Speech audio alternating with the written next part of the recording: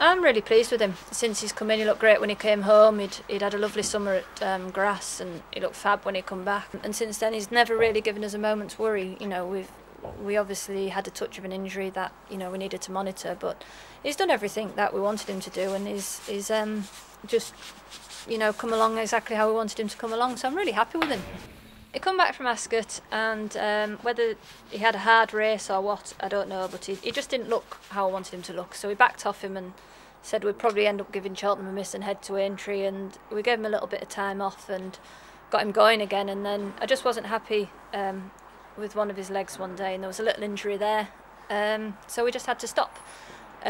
He came in July, end of July, and you know, it's never given us a moment's worry. He hasn't been off quite as long as people anticipate, he just hasn't ran since February. And the ground this year, with it being a long dry summer, you know, there wasn't really anywhere to run him by the Betfair Chase, and it was just going to come probably a week too soon, and then there wasn't really a prep race for him, so he went and popped around some fences at Hexham.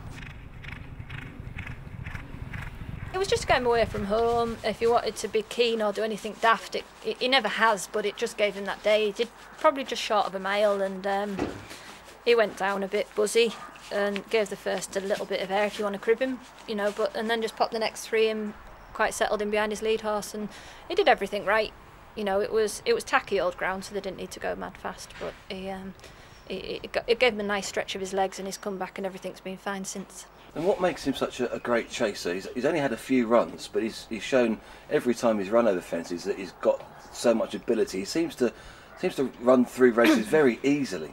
Yeah, he's a good traveller, and he seems, touch wood, you know, a good jumper. He's not flash, he's not economical, he just goes about his job in the right way and does everything that you ask. And every time we stepped up, he's answered every question. And I mean, this will be his toughest ask to date, but you can't sort of avoid these sort of horses now. You just have to go there and see if, you know, whether you're the best one on the day or not. He's shown that he's a very classy individual over just short of 3 miles, but there are some people still questioning him whether he'll be better at shorter 3 miles. Is that a worry to you? It's not a worry to me, because you think he'll stay, but until he proves he does, I suppose you don't know, do you? But a lot of good horses, if you look, will sort of be effective over every trip, won't they? So he's got speed, he's got stamina. Probably his biggest asset really is his ability just to switch off in a race and not do too much too early, which will help him see out the trip. What impressed us at Ascot wasn't just that, you know, he switched off and there went a hell of a gallop round Ascot with Q Card, but that when Brian said, "Will you go?" off he went. You know, and he's got to do that over 3 miles, but he's obviously got a nice cruising speed and a nice turn of foot, and you know, if he stays as well, then he's got all the attributes of a very good horse.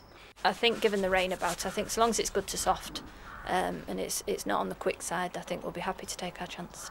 And the track itself, Kempton's a level flat track. He has won there before, and you tended to kind of gone away from the undulating tracks. Is there a reason for that? Yeah, we just when you ride him, you can just lean a little bit on the forehand, and you just, some of his downhill jumps, even Sedgefield and Carlisle, haven't been some of his best jumps. You know, we'll never fully rule him out of Cheltenham, because you never know. But you know, I'm not going to say we're definitely going to Cheltenham, you know, like people want you to. You know, but he's quite, apart from that, that's only his little sort of negative, is that maybe just because he runs downhill, runs on the forehand, if he ran downhill on the forehand, would he be more prone to making an error? It's going to be a top class race, probably the best renewal of the 32 Red King George for many a year. Who do you see as your main dangers? To be honest, I think they're all main dangers, aren't they? Because every single one of them's a good horse in their own right, and the track will play to different strengths for different horses, but I wouldn't rule any of them out. I just think it's a very good race.